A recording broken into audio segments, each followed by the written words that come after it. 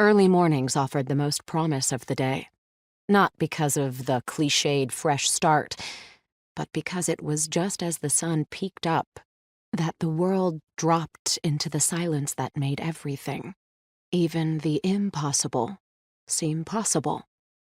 He'd learned to command the minutes, and he did that now as the light streamed across the Hollywood hills.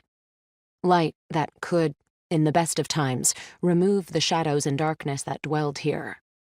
And the darkness did dwell. So very, very deep.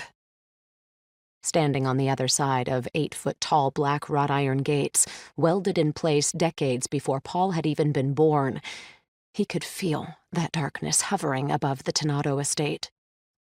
It wasn't the same kind of sensation one got while visiting, say, the haunted property of Netherworld in Georgia, or the 13th Gatehouse in Louisiana.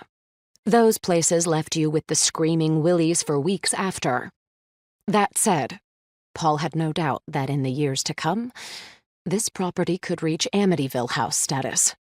It was, after all, located in the most make-believe capital of the world. He'd made the drive. He wanted the extra time to read up on the case and gird his soul against the ghosts he'd be facing in this town in relatively good time, and discovered his fair share of decent motels along the way.